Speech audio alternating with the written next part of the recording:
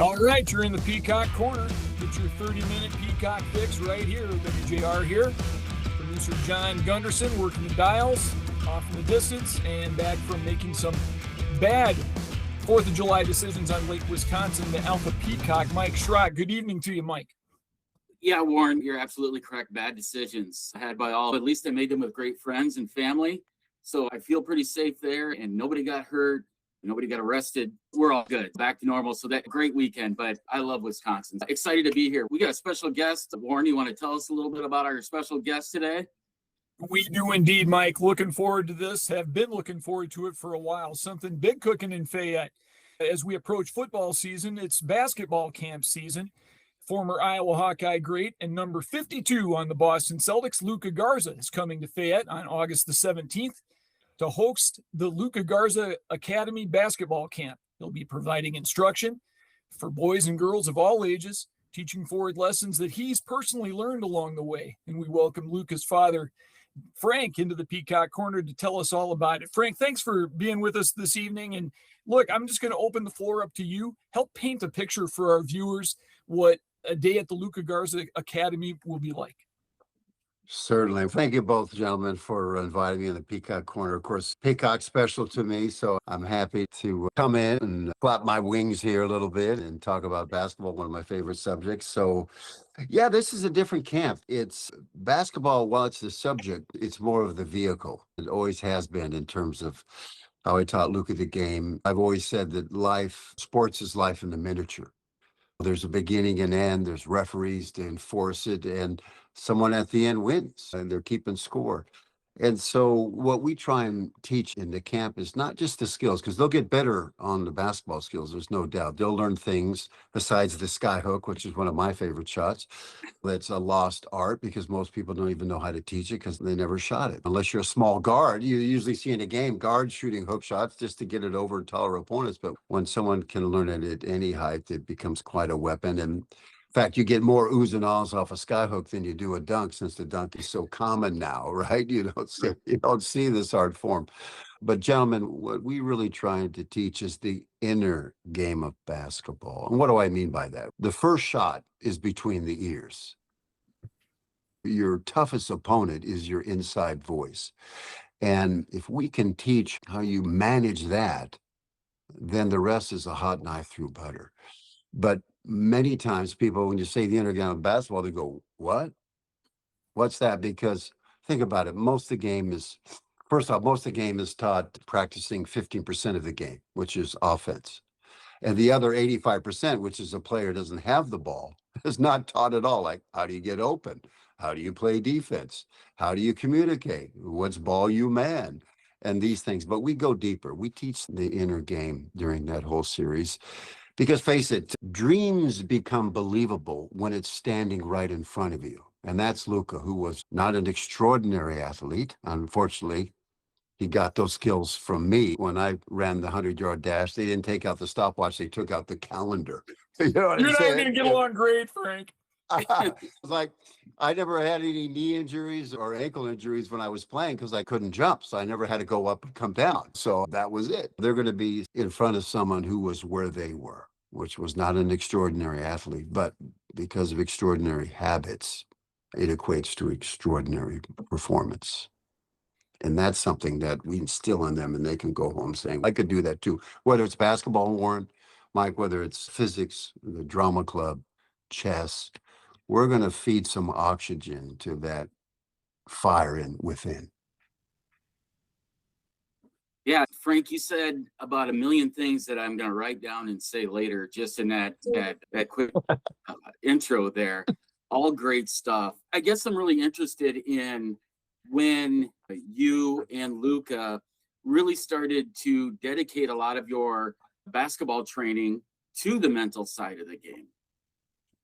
Yeah, I was always big on that with Luka, and we always talked about it around the home, but it really didn't sink in till his junior year playing Michigan. We had played the night before up in Syracuse, and he'd sprained his ankle really bad. He could barely walk on it. And he said, okay, Dad, I'm ready for the stuff. So we went deep meditation, and we do what's called visual motor rehearsal. And I took this body of evidence and information from NASA. because you can't practice going to the moon but one time. So you go in the mind, just like a great pilot does. They're practicing through simulation. What do I do? So when it comes up, it's just, hey, I've been there before. Because Armstrong landed on the moon with a resting pulse under 60. First time he'd ever been there. How did that happen? You've gone there in the mind, the body will follow. And so we did that. And then he went out and set the highest scoring record for an away player at Michigan at 44 points and had a phenomenal game. And ever since then, we do it before every game, and he does it before practice because, again, we only perform in a manner on the outside that's consistent with our inner alchemy.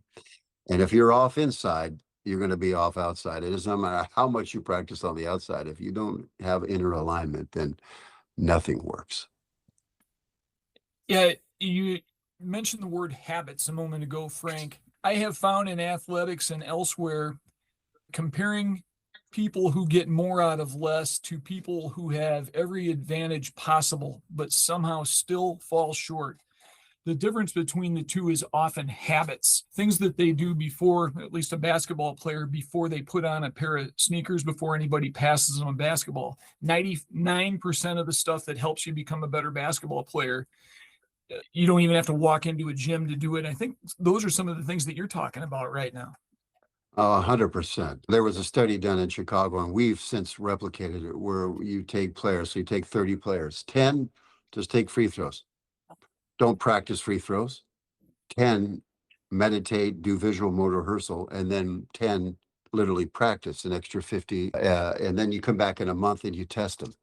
And of course, the one that wins is the one that combines the mental with the practice. Because again, the first shot is between the ears. And that when people come short or he choked or this or that. Why? Because when pressure occurs, you fall to your level of training. It reveals your level of training. You don't have time to think, like when Lucas sunk that shot against the Orlando Magic with the Celtics. That fake shot, we had done over 20,000 times. So when he came out and had to do this, his hands are down, he did that. That wasn't the first time he shot that. So many shots in the game, the coach goes, hey, you couldn't make 1 out of 10 if no one was guarding you. You haven't even ever practiced that shot. So if you had a choice, it's like what Abe Lincoln said. If I was going to cut down a tree and I had 8 hours, I'd spend the first 7 hours sharpening the knife. Right, Warren? Right. And then I would cut down the tree in a very similar way, gentlemen. And you guys are right on it, which I really appreciate. It's very similar that way, where you go in the mind, and we do it already. When you look at anything that you want to do at an elite level, you're already thinking about it. And so many times players, one of the things we teach, we have a couple of rules. First is we want them to be loyal to their future and not their past. We don't care what they did before they met us, because there's no future in the past. The past is relevant insofar as it illuminates the present. What do I need to work on to get better? And then the second thing we instill is Newton's law of motion, which says, gentlemen, in order to advance, in order to get better, you must be willing to leave something behind. So in baseball, you can't take first base with you to second. You have to leave it. And typically it's habits, attitudes, beliefs, and expectations they have to drop, because most of those, 95% of those, are something that happened in the past, and they're not relevant to the present moment and their best version of who they want to be. And sometimes people don't want to get rid of those old habits. Have you met any of them? Those old habits, they want to hold on to it because the future is fearful. And so we try, and we do get through to them when Luka sang it, the guy because again, dreams become believable when it's standing in front of you, talking to you. So Yeah. So, Frank, I'm really interested in a hypothetical here. I send my kid to the Luka Garza Camp in Fayette on August 17th, and he gets all of this great training and great knowledge, especially the mental piece. And that's kind of what I'm focusing on here. How do I, as a coach or a parent, how do I continue to foster that and grow? What's your advice for the day after Luka Garza Camp to continue to foster that mental space that you're talking about? It's a great question, Michael. It's like great coaches, they talk to you to where they want you to be, not where you are. And so I just say that same rule, being loyal to the future, which is to speak to them in the words and tones, just like we did with Luka. Hey, it didn't matter when he was in the 8th grade tripping on the foul line because his feet were so big. It's, hey, where do you want to be? And let's focus on that. Not where you are, but where you want to be. So just those words of talking to them as if they're already there, speaking to them into those terms. And one of the great things is that anything real, I got this from the Velveteen Rabbit book I read to Luke when he was a young kid. And the great thing in that book is a quote that says, anything real was imagined first. So it could be, well, Michael, with a young kid, where would you want to be? And why? And I remember our kids when they were younger, they'd come home and, oh, I have to study, and say, no, you don't have to study. What do you mean, Dad? I don't have to study. Don't study. Then I won't get good grades. Who cares if you don't get good grades? Then I can't go to college. Who cares if you don't go to college? I want to go to college because I want to play basketball. Okay, you convinced me. Go study. And of course, some kids want to go to the room because then they get on their phone and, okay, all right, now I can go be entertained. I got what I wanted. Away I go. So I think it's more of those kinds of things. And it was Coach Krzyzewski that said, I would listen to one of his clinics. If you took a seed and you put it on the table and you said, okay, hey, grow. And then you said louder, hey, grow. The seed's still not going to grow. But if you put it in fertilize and you water it and you speak to it positively, it grows faster than if you didn't talk to a plant. So in a very similar way in parenting, it's speaking to them as to where they want to go, and to when they start to show that spark that ignites where they want to go, to encourage that pursuit of that, and regardless of what fields it in, but to speak in that kind of language as opposed to, hey, don't take you make the shot. No, hey, follow through on it. Hey, don't make a bad pass. Hey, hit the open person. These kinds of words, rather than, because see, it takes more energy to think. If I was to say to both of you right now, don't think about an elephant. The first thing you're going to do is think about an elephant, because that's, our mind can't determine a negative thing. Guilty. And when you, yeah, right. And Yeah. so it takes more energy to then think of something negative and then correct it to go positive. Because if you say, hey, don't get in an accident, hey, don't make a turnover, the last thing their brain hears is turnover. And then they'll make a turnover because it takes more energy to create a negative thought than it does a positive one. So just cut out the negative part and talk to where you want them to be. A lot of stuff from the neck up. I'm hearing what you're saying, Frank. By the way, Mike and Warren in the Peacock Corner with Luka Garza's biggest fan, Father Frank Garza, promoting the Luka Garza Academy event on August the 17th. Check it out at lukagarzaacademy.com, all one word. I think this is year 5 of the Luka Garza Academy, Frank. Is that correct? Yes. Did I read that Yes, it correctly? is. Yes, it is. So Thank it's, you, Warren. so it's obvious that he likes doing this, and he could do it most anywhere, and he keeps coming back to Iowa. And from that, I draw the conclusion that coming back to where he played so much college basketball, had great experiences, holds very deep personal meaning to him. Can you unpack that for our listeners? Beautiful question, Warren. Thank you for asking that. Iowa's been our field of dreams. And I remember our recruit trip. Can you imagine? This is November. Okay. And it was an incredible weekend. We went and saw girls basketball.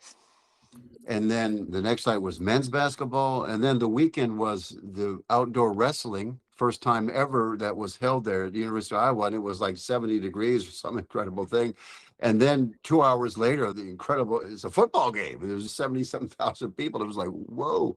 But what impressed us was the folks came up to us, and they were older, and one gentleman was in a wheelchair and his wife was wheeling him up and said, hey, we just want to welcome you to Iowa. And oh yeah, we're from Keokuk, Iowa.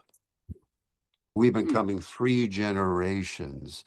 And so Luka and I said, okay, we're going to give back, and we're going to go to areas that no one would want to go. And we've been to Keokuk. We've been to Okoboji. We've been to Sioux. And now we're coming to Fayette, right? And then, so we want to go to places where fans took the time and energy to come support Luka and the University of Iowa program, and just to give back, because it is something very important to him. When you hand off your son, and we handed him off to Iowa, they become men. And so it's a real huge thing. And it couldn't have been a better community, because I think what people resonated with Luka was, here's a blue collar worker, nothing special. He's not going to be hanging, dumping from the free throw line and dunking. He's going to come out and wear his heart out there and leave everything on the court. And Iowans are authentic. They work hard, and you're going to get that right there in that community and in the other areas we've been. And that's what really draws us to keep coming back, because it is, again, our field of dreams. Yeah, Frank, you were no stranger to the camera when Luka was playing in Carver Hawkeye Arena, that's for sure. But one of the things that I always remember about you is the look of pride that you had on your face, watching your son out there competing at the absolute highest level. And it's been a few years since he's worn an Iowa jersey. He's worn now he wears a Celtics jersey. But I'm wondering, I want to ask this question. What is the thing that to this date that Luka's done that has made you most proud to be his father? Well, but you guys are just zingers, man. This home run number 3. My God, it's like grand slam. You guys are just killing it, man. Really insightful question for us, my wife and I. It's probably the greatest honor is that Luka has become a teammate that people want on their team and in the locker room. That, to me, is one of the greatest honors. I think when Brad Stevens was asked about why did you pick Luka, and he said, first off, he's a great person. And we watched him through Iowa. We've been keeping track of him. We've seen what he's doing. And in fact, I posted, there's a technology called Nova Basketball where it tracks every shot that a player takes in the NBA, practice and then after practice. And Luka led the league over 450 players. He was the number one. And gentlemen, the guy that was closest was over 15,000 shots away. 15,000 more shots than the second guy. And then the next one was like 25,000. So they knew he had the work ethic. He knew that he wanted to get better and that he had the thirst and that, but the character, which outlasts the statistics in life, that's what makes us the most proud out there and watching him play.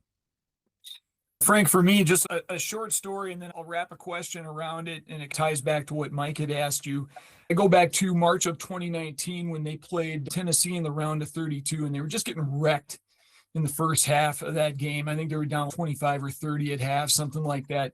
And then they came back and forced overtime. They would end up losing that game, but it was just a ferocious comeback. Luka was just a monster in that game, and that's when the light clicked on for me. I'm going, man, he had a pretty good freshman and sophomore year. Looks like a pretty good ball player there, but I'm seeing a different gear all of a sudden in the second half of that game. And I'm going, man, if he comes back next winter and he's got a 3-point shot, he polishes up that little Jack Sigma fadeaway a little bit, and he's going to be absolutely unstoppable. And then later that winter, wham, here he comes. He's got the 3-pointer. He's got the Jack Sigma fadeaway. He's got all the stuff. He was unstoppable. For me, I saw that Tennessee game and I said, he's going places. And you talked about that 44-point game against Michigan, which was pretty tasty. But I'm wondering, when did the light turn on for you that you're just watching and right before your eyes, Luka is bending the arc of kind of his career? It's going to take off like a rocket. You said, I know he's going to be able to make money playing this game. Yeah, wow, another great one. Yeah, I remember that game too. In fact, that's where they mic'd up the parents for the game. And so they went, okay, let's mic up me, because you can tell I love to talk with you guys and just let it roll in my favorite subject. So that's where I said in the game, let the peacock fly, because Fran had taken him out of the game. And I'm like, man, no, he wants back in there. And Fran just was resting him for a minute, correcting him and putting him right back in the game. Great player coach, by the way. And that's when I let the peacock fly, just go let it happen. But for me, it was never about a result. We're going to do this. You're going to be Big Ten 2-time player of the year, or Sporting News 2-time, and share that with Michael Jordan, or be National Player of the Year, or unanimously win every vote, which hadn't happened for over a quarter century prior to that. Unanimous in all those categories. It wasn't about that. It was about the habits. Do the Sigma pivot low every time, follow through every time, crash the boards every time. In the NBA, he's in the top 3% for going to the board every time, blocking out every time, not one time or two times, every time. And that's a habit, Warren, that you picked on right away. It's these small little micro habits that make big things happen. But for me, it was his high school year in DC, when against very tough competition, was Gatorade Player of the Year, but he was invited to three separate senior gatherings, and he won MVP in all three. Not just the Capital Classic, which is a historic game that goes on in that region, the DMV, DC, Maryland, Virginia, the DMV, not the DMV for your life, but and he won all three. And I went back, I said, even Adrian Dantley didn't do that. And so I was sitting there going, wow, I just want him to pursue excellence wherever that takes him. And if that takes him all the way to the NBA, great. Of course, that was a dream of him. I have, when he was a young kid, teaching him how to goal set and do visual motor rehearsal here and there. He wrote down, I still kept this little goal set. And one was, I want to be an NBA player, this and that. So it takes more than that, of course, but it starts with, for a GPS to work, gentlemen, you need two things, right? Where you are and where you want to go. If you don't have one or the other, you're not going anywhere. And so from that standpoint, I knew that we had instilled a work ethic. My wife had played professional basketball for some time. My brother-in-law, Teo Manelebegovic, was one of the first Yugoslavians that I helped bring over to America. He played at Oregon State and had a great career in the NBA. My father-in-law was one of the best goalies ever in the country of Bosnia and for Sarajevo.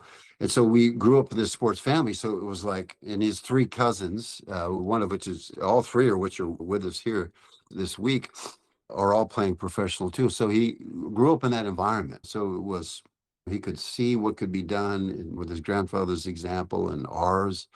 And he could see what could be possible if he worked hard enough. And so the thing about it, now he had one of the worst combine scores in the NBA ever. But the question becomes, gentlemen, are those guys running 100% of their potential every time? And the answer is no.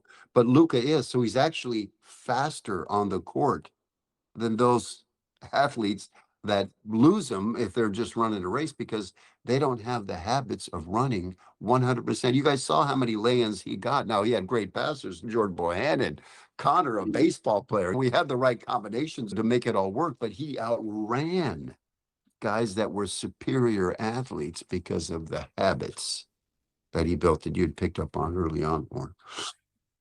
Yeah, Frank, you mentioned a phrase that we like to use here at Upper Iowa, let the peacock fly. Luka, after that was said, you do it. And Luka, that kind of became the identity.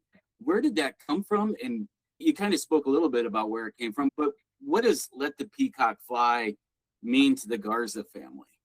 It's a great one. Of course, I love a peacock, or my last name in Latin is a bird, stork or a blue heron. So I got the big long nose, so I got the big beak anyway, right? I couldn't fly or anything like that, but I'd be like a peacock. I could jump for a little bit if I got a good running start or something. I could, kind of make that happen. But it's always meant, things like, don't let what you cannot do get in the way of what you can do. It's always been that kind of an expression. And of course, the other guys movie, when Wahlberg, and who was the other Will actor? Ferrell.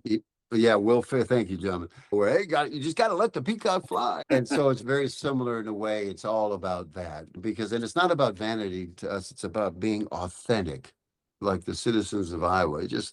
You're going to get who they are right there. It's just hardworking, authentic, and humble people. You look at a small state, it wants roughly 3 million, and look at, in every area, there was when Luka was in college, a Rhodes Scholar woman who was in the track team and the arts and this, and everywhere you look, there's someone coming from this state that, because great communities, great people, and then great people go out and do great things. And that's, to me, the essence of the state and where that phrase comes from. Go out there and be authentic, and don't let fear clip your wings. Don't let doubt, don't let insecurity. Control the controllables. Go out and do what you can, and don't let what you cannot do. Luka can't jump high, fine, then box out every time. Go to the boards when no one else is boxed. Okay, fine, do that. Do a Sigma pivot, which Jack Sigma actually taught me that move when I was 14. When he came to our camp, he was at Seattle Supersonics, and I was raised in Anacortes, which is north of Seattle. He showed me that move, and it was immediately how you get space and have the ball high. So all those things, that's what's great about the game, isn't it? Everyone can contribute a verse. Yeah. Everyone can contribute in small, tall, slow, jump high, don't jump high. Everyone has the right to contribute. Yeah. Good points all, Frank. I was thinking a little bit, holy smokes, I've got shoes in my closet that are older than Luka. He's just getting started. I think a little bit about kind of what's maybe down the road for him. He doesn't play basketball forever. Nobody does. Have you guys paused to even contemplate kind of what that long game looks like for him? What's he want to do for his life besides play basketball? Because I'm sure it's a lot. It really is. We want to certainly use the platform he's built. He has his own foundation, and we're really devoting that into. We'll be making announcements later this year about the mental health part, this inner game stuff, where we're in an era now where we have more ways to be connected with the internet, the phone, Starlink, this and that, where actually there's higher suicide rates. Young kids are on prescriptive drugs that we have no idea what's going to do to them as they get older. So there's all those things. So he wants to devote his time to that. But he's also highly analytical. He majored in, Michael, we didn't go to school just to eat our lunch, right? I mean, he majored in economics, and he was surrounded by other Connor, Jack. He was all Jordan. The guys went to class and to learn, and not like I'm saying others don't, but that was really important. So he's a really high analytical mind. I think you're going to see him in the front office in some NBA team, helping and analyze and doing things. We've done the broadcaster U that the Big Ten did. We did it. The NBA has a class. He's done that, and he likes that. He likes to do that. But I think his real passion is the deep understanding of the game and how it all fits together. And what I've learned, because I've always, growth has no mountaintop, right? In terms of learning, which is Luka's like a unicorn as a player, because he can shoot, he can stretch the court, he goes, gets the rebounds, he bucks out. And he's not just a player, he's a solution to a team. And that's what you got to become. So he's figured that out, how to adjust through great coaches and other, because it takes a village to grow a man or a woman. It takes a village. Everyone is contributing. But I think you're going to see him in the front office somewhere using his skills and his experience. Frank, I don't know, you probably don't remember this, but you were at the Iowa State Fair a few years ago, and a Upper Iowa kid named Jarrett Cruz brought you to the Upper Iowa booth where I met you for the first time. I want to, I guess, just for our listeners out there, our Peacock faithful, talk to me a little bit about how you and Jarrett Cruz got hooked up. Man, you guys just, wow, I haven't had these many great questions ever. Okay, I'm serious. It was interesting. I was being the dad part here, not just the coach, one of the coaches and developer of Luka, is in our camp, I wanted to bring some coaches in. And so I'd ask around, I said, hey, who could I bring in? And I interviewed many to be part of this and be part of this whole inner game thing. And because you have to be inclined, you have to have some proclivity toward it as a player.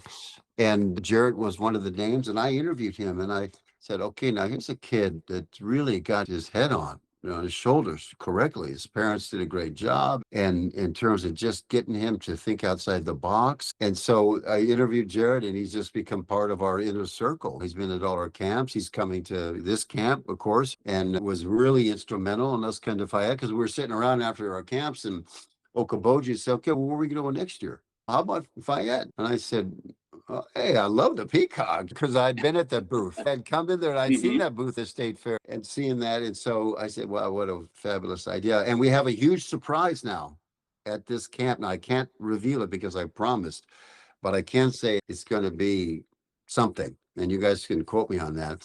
That's going to happen there. And I'm sorry, I'm just tickling you a little bit. I can't say anything more about it, but it will be. By the way, Frank, in the podcast business, we call this a deep tease. Deep tease. So well done. This is a deep tease. And this is something that is very revealing of where he's playing now and why the Celtics I call the cathedral of excellence in the sports world. Because it really is, they have a standard, they keep it, but it's going to be an incredible, besides having Luka come to town with that. But so, no, Jarrett's been instrumental with that, and Jarrett has helped us with the workouts, and He's at USC now. Luka leaves and is going to be in LA. So Jarrett's going to be there helping him out and working with him too. So Jarrett's really talk about, he's let his peacock fly. He's really moving forward into that. And he's just a high, just what you would expect in Iowa, just a high quality, authentic. He's 100% authentic and humble, and he's going to give you his best every time. We're really glad. And again, he's part of our inner circle, which is not easy to become. You got to earn your way in, and he's done that. And he's been with us in the camps the last several years and will continue to. So we're very happy about that. And not bad for a Waterloo kid. Yeah, Jerry Cruz, good guy. And he'll be at Fayette with Luka on August the 17th, given to understand, at Dorman Gym. So that's awesome. I kind of wondering a little bit about milestones between now and when training camp starts. I start getting ready for the next season, because I think they throw it up in the air, they start doing preseason games middle of October. So what are the milestones for Luka between now and then? Yeah, really super question. So we spent this summer working, because I remember early on when Luke was at Iowa, and I was saying, because the deal with Fran was, okay, hey, listen, I want to be able to see the practice film and I want to see how he's developing, because those first months are really crucial in just development.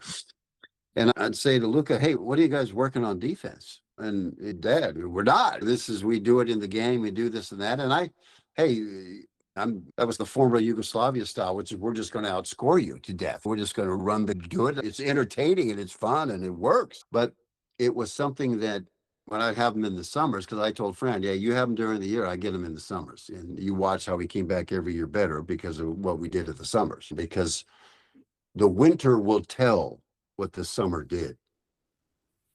The winter will tell. So you could see how his growth and how he got better. And so we spent the last 5 summers just perfecting his defense. And you'll see his hand quickness. We worked on his hand quickness. His hand quickness is, you put the ball in front of him, it's gone. And so part of the way you make up for slow feet is the ball's in front of you, you knock it away. So we spent a lot of time on defense. We just spent a lot of time. He led the league in the NBA as the best big 3-point shooter in the entire league. And you're going to see that number go from 43.3 up to the 49, 50, 51% range.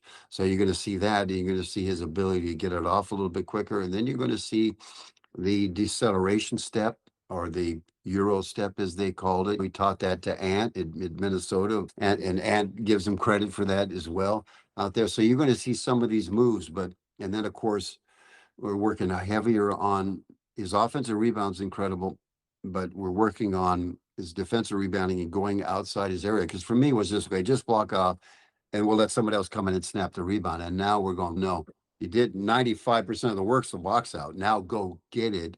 And so we've worked hard on that. And then more than anything else, just exercising more of the basketball IQ. So in the flow of the offense, hey, when do I make a pass? When do I shoot it? What time? What's the shot clock? And being more cerebral, or continuing to become more cerebral. And so you're going to see those milestones coming forward in not only the preseason, but for this upcoming season, where you're going to see him be able to come in and be a little more aggressive on his 3 ball, because he wasn't shooting a ton of them, 2 or 3. But now if it's open, he's going to take it right away, because he knows his ability to be able to shoot that ball. So you're going to see more of that coming from the big fella. Excellent. Yeah, he's shooting it without. Probably. Oh, sorry. Go ahead, Warren. Mike. Sorry about that. He's shooting it without hesitation. I I was going to make a quick point on that, Frank, that the Celtics are figuring out a way to use him right for 18, 20, 22 minutes a night, getting him right into the offense, shoots the 3 without hesitation, and it just looks good. So at this stop, I think Brad Stevens knew what he was doing when he brought him on, because they're plugging him in and just doing all the right stuff. And he's just the perfect complimentary player for 20, 25 minutes a night. Yeah, thank you. Thank you on that. I think, again, the way the Celtics work, very similar to the hardworking and just get out there and do that. But also for him to come in and, if you imagine stretching the court, so now Jason's got more room to maneuver. The guards have more room to move because he stretched the court out, and you got to bring the big out. When you bring the big outside of the paint and he's coming out, now that big is no longer a rim protector.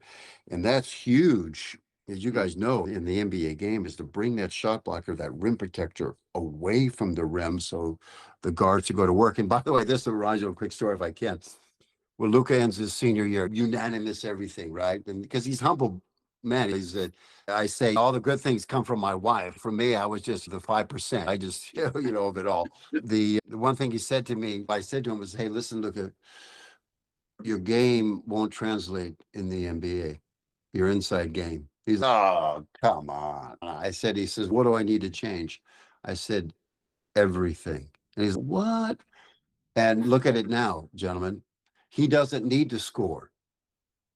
Whereas at Iowa, he led the nation in scoring 2 years ago because he had to score. So he doesn't have to score. He's got to play elite defense. He didn't have to do that in college, right? He's got to be more cerebral than he was rather than having Connor or Bohannon or the guys get him to know. Now he has to be the captain, the general out there in terms of keeping it flowing and keeping it moving. And so all those things are vast. They're completely different than it was in college. And that's one of the toughest things for athletes when they make that transition is that being humble enough because it's hard to fill a glass that's already full. So to understand that for me to make it here, I've got to change everything. So I become a solution to a team because everyone scored and led their team in scoring. Everyone was a phenomenal. Everyone had incredible records. Not everyone had their jersey retired, but many of them had. So all those things. So to make it work, and that's tough for young people to take that approach and that mental side. Because again, it's up here first, as you guys know, to be able to adjust and adapt and change your game to match what the level is that you're playing at. I'm going to let Mr. Garza put a bow on this thing for us. Mine's a little bit of a two-parter. Number one, if you don't mind for our listeners, sharing where you're at and what time it is there. Thank you. The first one is so I'm in Montenegro. Luka played in Serbia, and then we took this next week to just kind of unwind and with family, and his cousins are all here, and my brother-in-law and my sister-in-law are here. My mother-in-law is here too, and so we're my wife, and so we're all here just taking it all in and resting before the next second phase of his work begins, because we got prepared for the World Cup at home in DC and getting him ready for that. And he had a great showing.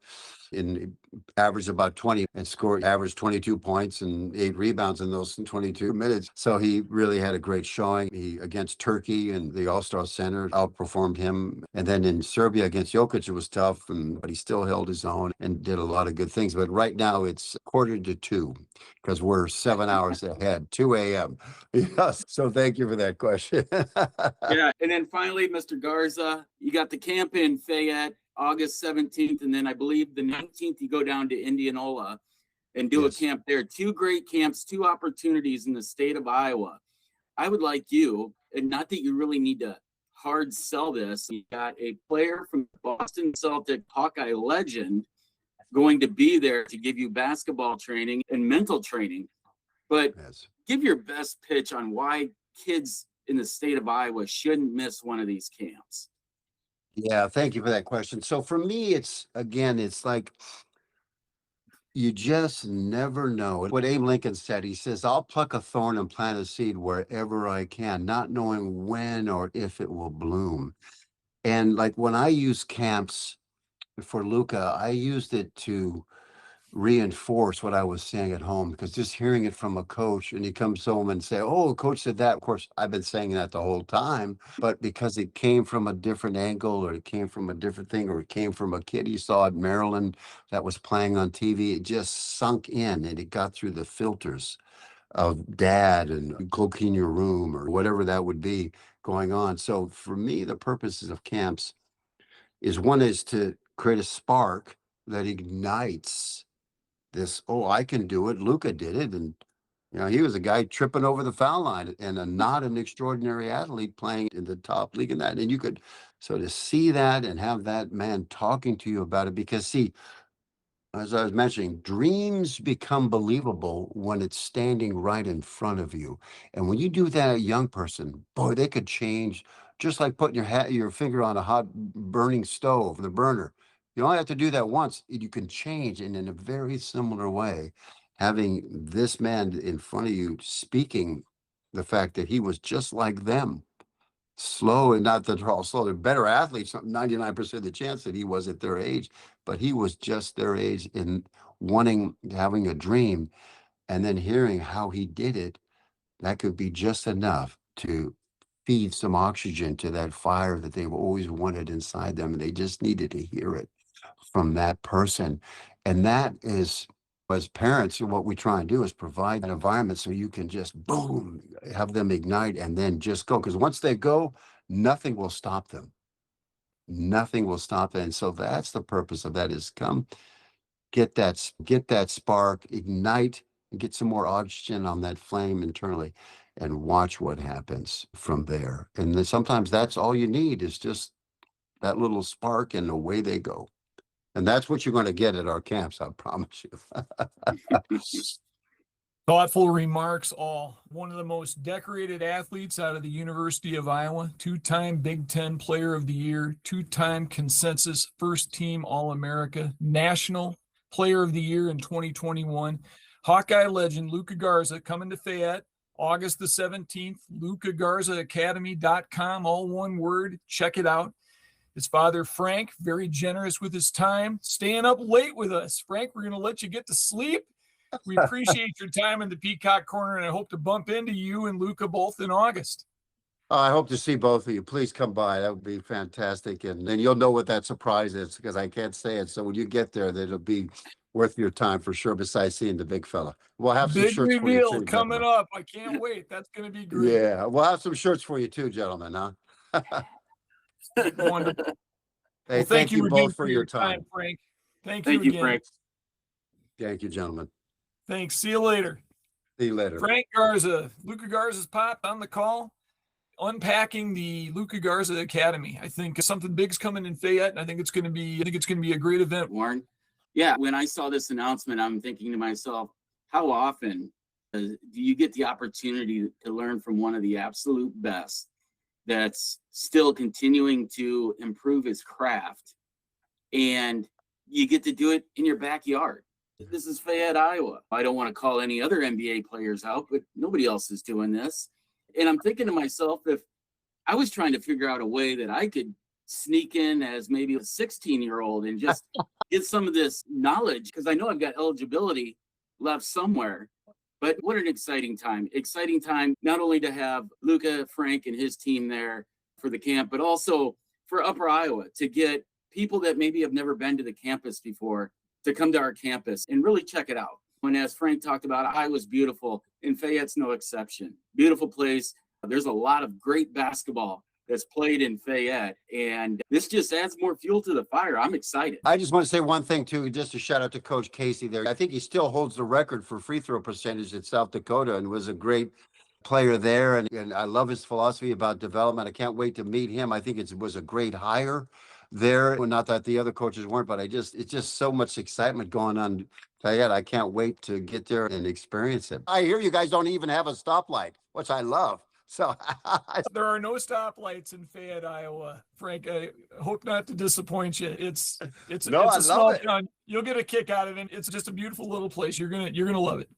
How authentic, which is what I love about Iowa. Authentic, hardworking, and humble. Wonderful.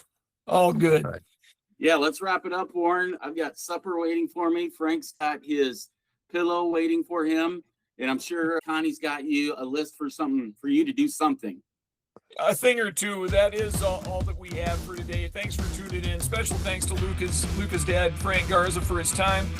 For John Gunderson, the Alpha Peacock, Mike Schrock, we will see you next time. So long for now. Thank you, gentlemen.